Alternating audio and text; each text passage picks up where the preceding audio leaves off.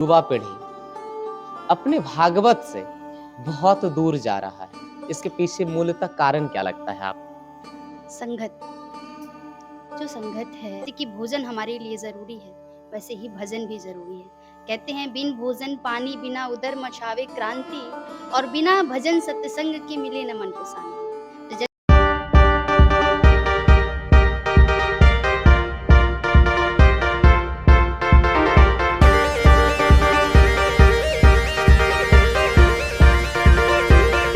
नमस्कार, आप देख रहे हैं उन्नत भारत न्यूज और मैं हूं आपके साथ अमित कुमार। इस वक्त हमारे साथ देवी कृष्ण मोहिनी जी हैं और मैं आपको बता दूं श्री धाम वृंदावन जिनके रज रज के लिए जो है स्वयं स्वर्ग से भगवान भी तरसते हैं कि वहां का एक कण इन्हें प्राप्त हो जाए। और ये अपने महज 15 वर्ष की आयु में जब आज का युवा वर्ग अश्लीलता की तरफ जा रहा है, तब ये देवी जी जो है पिछले 5 वर्षों से अपने उम्र के 15 वर्ष से वहाँ साधना कर रही हैं और साथ में अलग-अलग प्रांत में जा कर के भागवत कथा का प्रवचन करती हैं। साथ में जो है, जो भागवत का सार है, जो सार्वभौम्य है, उसे प्रकाशित करती हैं। बाद बाकी आज मुझे एक अवसर मिला, तो मुझे लगा इनसे भी कुछ बातें की जाए और जनहित की बातें की जाए, युवाओं के लिए कुछ बातें की जाए। सबसे पहले कृष्ण मोहिनी देवी जी, आपका हमारे चैनल पर बहुत-बहुत स्वागत।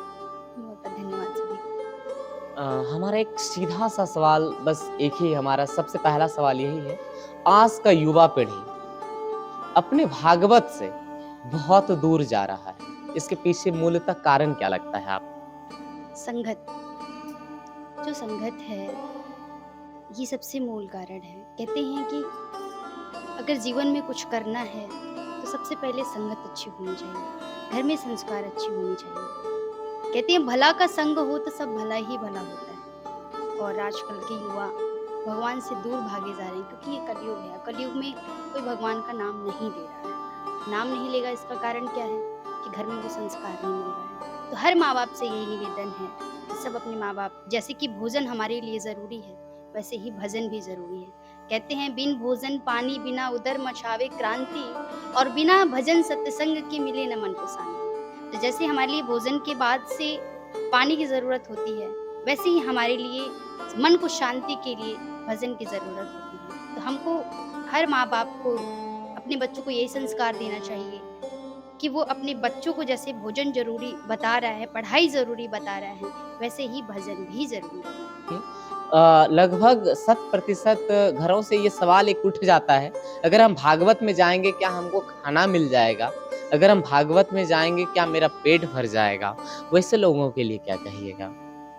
आप कह रहे हैं कि भागवत में जाने से भोजन नहीं मिलेगा। कहते हैं राधे राधे कहने से भोजन नहीं मिलेगा। जी। तो जब आप अपनी माता के गर्भ में थे, जब अपनी माता के गर्भ में थे, तो किसी के पिताजी तो भोजन देते नहीं थे, वो भगवान ही देते थे। वो भागवत भगवान ही देते थे, वो राधा रानी ही देती थी। नहीं तो माता के गर्भ में कोई भोजन नहीं पहुंचा सकता। तो ये भगवान की कृपा है, तो भगवान को माना जाता है। आज के समय में एक ये तो समस्या है, लोग भगवान से दूरी बना रहे हैं और इसके व्युत्क्रम जो है भगवान से इतनी दूरी बना रहे हैं कि छोटे-छोटे नशे में लड़के तो लड़के, अब लड़कियां भी जो है हॉस्टल में रहने के बहाने कहीं न कहीं एक नशा का शिकार हो रही है, जो एक चिरंतन सत्य है। अब ये ज़्यादातर देखा जा रहा है। वैसे बालिकाओं के लिए आप क्या कहिएगा देवी जी? बालिकाओं के लिए यही कहना है कि गलत कामों से दूर रहें और अपने पैर पे खड़े हों, क्योंकि जीवन में अगर आपके पास कैरियर है तो सब चीज़ पॉसिबल है। कैरियर नहीं है तो कुछ नहीं है। हर लड़की से यही निवेदन है, अपने माँ बाप, घर परिवार, अपने जो भी कुल खानदान है उसको कायम रखें, उसको सोच के आगे बढ़ें और नशा से दूर रहें, संगत से दूर रहें। समाज में एक मन स्थिति ये बन रही है कि जो भगवती करता है, जो भागवत करता है, जो भागवत सुनता है, जो भागवत जानता है, कहीं न कहीं वो आधुनिकता से बहुत दूर है। उसे इस आधुनिक युग से कोई मतलब नहीं है, वो पढ़ा-लिखा नहीं है, वो मजबूर है, वो स्कूल में फ़ेल हो चुका है। इसलिए कहीं न कहीं ऐसे अगर कुछ बालक-बालिकाएँ हैं, जो भागवत से संगत रखते हैं, तो उनके बारे में समाज में ये सोचा जाता है। ये कहाँ तक उचित है और आखिर ऐसे बालक-बालिकाएँ समाज में कैसे अपने आप को सिद्ध कर सके? उनको सिद्ध करने की कोई ज़रूरत नहीं है मेरे हिसाब से। जी। हम भगवान से जुड़े हैं तो जुड़े हैं, और सिद्ध क्या करना है, जो भगवान के भक्त होते हैं उन्हें किसी चीज़ की, किसी को सिद्ध करने की ज़रूरत नहीं, कोई सर्टिफ़िकेट दिखाने की ज़रूरत नहीं है। हम भगवान से जुड़े हैं तो जुड़े हैं। आपका एक लाइन में सीधा कहना है, अगर हम जुड़े हैं तो जुड़े हैं, इसमें सिद्ध करने की कोई ज़रूरत नहीं। प्रत्यक्ष को प्रामाणिकता की कोई ज़रूरत नहीं, शायद आप जी। एक सवाल जो कई बार हाल के दिनों में अभी जैसे एग्ज़ाम चल रहा है बिहार में, और मैं आपको बता दूँ बहुत सारे ऐसे बच्चे हैं जो कहते हैं अब हमारा भगवान से विश्वास उठ गया है, हम बहुत पूजा करते थे, पिछले बार फेल कर गए, क्या करेंगे पूजा करके? भगवान एग्ज़ाम नहीं लिखते हैं। जी, कहते हैं कि भगवान के जो कर्म करता है हम उसी का साथ देते हैं। भगवान बस ये कहेंगे आप कर्म करिए, आप अपने मेहनत को करिए, और फेल होने का मतलब ये नहीं कि हम अपना मेहनत छोड़ देंगे। फेल होने का मतलब कि और मेहनत करें। भगवान अगर कोई चीज़ आपको लेट की है देने में, आपके लिए वो चीज़ ठीक नहीं है। समय पे वो चीज़ मिलता है। प्राकृतिक जिस चीज़ के लिए आपको बनाया है, जी। वो वही देगा। प्राकृतिक अगर मुझे भागवत करने के लिए बनाया तो हम डॉक्टरी की तैयारी करते, हम कभी सफल नहीं हो सकते। प्राकृतिक हमें बनाया है कि आपको भगवान को भजन करना है, तो भगवान का भजन ही हम करेंगे। तो आखिर ये चयन कैसे हो सकता है कि भगवान ने उन्हें किस कार्य के लिए बनाया है? चैन हो जाएगा। व्यक्ति मेहनत कर रहा है, अपना कर्म कर रहा है, प्राकृतिक उसको जब चाहेगा तभी वो आगे बढ़ सकता है। हम कितने भी बड़े प्रवक्ता हैं, कितने भी भागवत कर लें, लेकिन हम अपना कर्म कर रहे हैं।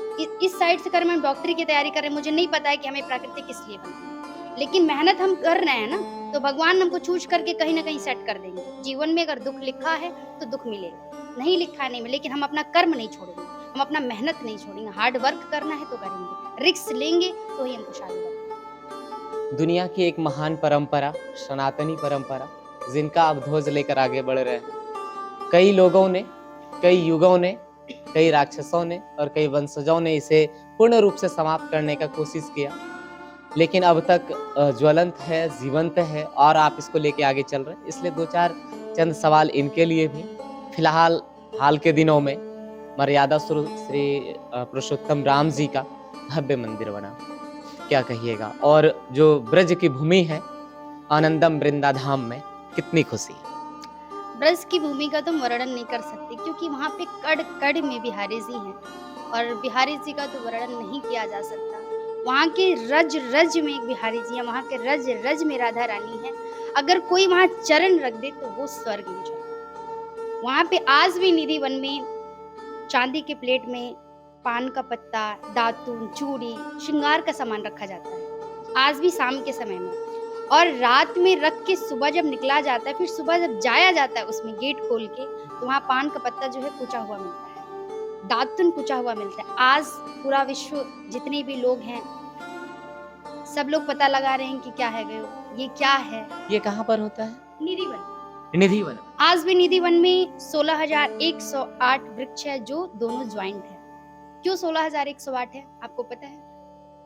वहां पे 16,108 रानी कृष्ण की थी। एक पेड़, एक वृक्ष, कोई सिंगल नहीं है, सब ज्वाइंट है। रात में आज भी निधि वन में जो भी वृक्ष हैं दोनों अलग अलग हो जाते हैं। आज भी रात में रास शनि भगवान आते हैं। ये बात नहीं पता नहीं, कोई नहीं सकता है। वहाँ पे 6 बजे के बाद से 8 बजे के बाद से एक चींटी नहीं दिखेगी उस वृक्ष के पास, उस निधि वन में। तो कैमरे लगाए गए कि ठीक है, कैमरे से तो पता चल जाएगा, लेकिन सुबह में कैमरा पूरा बम ब्लास्ट हो गया, सारा कैमरा खत्म हो गया। तो निधि वन की महिमा है, वृंदावन की महिमा है, और राधा रानी तो हमारी ऐसी कृपालु है, ऐसी दयालु हैं कि कोई चरण रख दे, सिर्फ कह दे राधे राधे, तो उसका कल्याण हो जाए। और वहाँ की महिमा का तो मैं वर्णन नहीं कर सकती। और राम मंदिर की बात है तो ये बहुत खुशी की बात है, और ये हमारा कर्म है और हमारा सौभाग्य है, हमारा पुण्य है। ये जितने भी भारतवासी हैं, जिनकी थोड़ी थोड़ी पुण्य से, कहते हैं भाग्योदयन बहुजन्म समर्जितैन सत्य संग मंच लभते पुरुषो यदा वै। कहते हैं जब कई जन्मों का पुण्य इकट्ठा होता है तो हमें भजन कीर्तन करने का सौभाग्य प्राप्त होता है, और हम लोग का सौभाग्य है जो हम लोग के रहते मंदिर बना है, राम जी आए हैं। इसके लिए सबको जय श्री राम।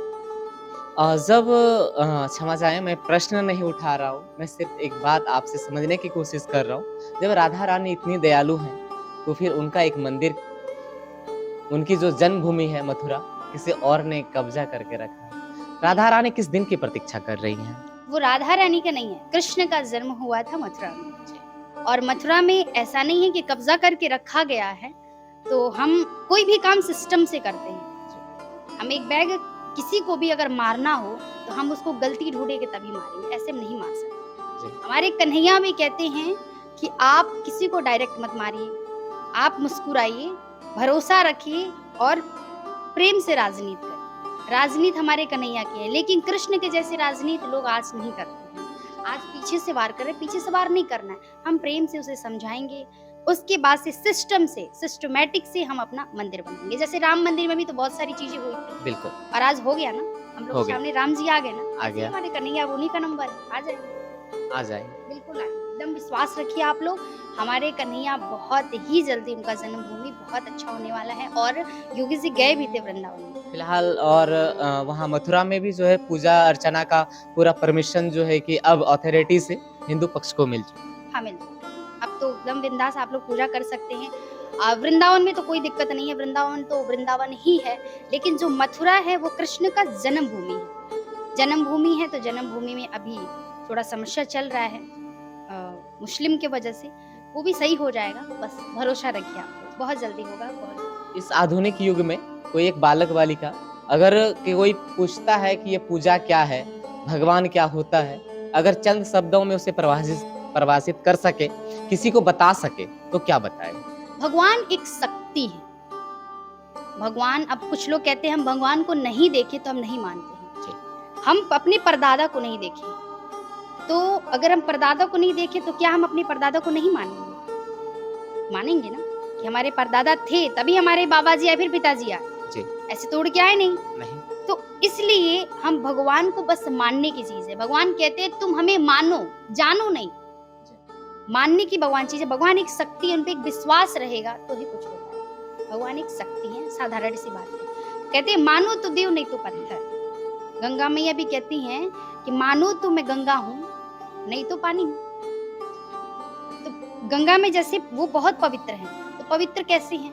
जब हम उसमें स्नान करने जाएंगे जी तो हम बस ऐसे भी पानी में स्नान कर सकते हैं, जी, लेकिन बिल्कुल। गंगा में स्नान करने का क्या मतलब है कि गलती से जो पाप हुआ है वो अपना खत्म करेंगे। ये नहीं कि आप पाप करे गंगा नहाए, पाप करे गंगा नहाए, तो वो भी माफ नहीं करते। वैसे जी। भगवान है, भगवान एक शक्ति है और कुछ नहीं। तो बाद वहाँ की पूरी बातचीत अभी आप जो है देवी कृष्ण मोहिनी जी के साथ हमारा सुन रहे थे। बाद वहाँ की बहुत सारे प्रश्न और बहुत सारे प्रश्नों का उत्तर देवी जी के द्वारा दिया गया। बाद वहाँ की ये पूरा वार्तालाप आपको कैसा लगा, इनका उत्तर देने का तरीका आपको कैसा लगा, कमेंट सेक्शन में आकर के जरूर कहिएगा। और फिलहाल ये आई हुई हैं भागलपुर के कहलगांव में, और कहलगांव का मैसा मुंडा गांव है, जहाँ पर इस समय रुद्र महायज्ञ का कार्यक्रम चल रहा है।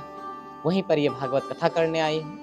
और बाद वहाँ के और जो भी इनके पूरे कार्यक्रम से कुछ खास तस्वीरें निकल करके सामने आती है, आप तक हम पहुंचाते रहेंगे। फिलहाल आप देख रहे थे उन्नत भारत न्यूज, कैमरामैन अमन के साथ अमित। जय हिंद।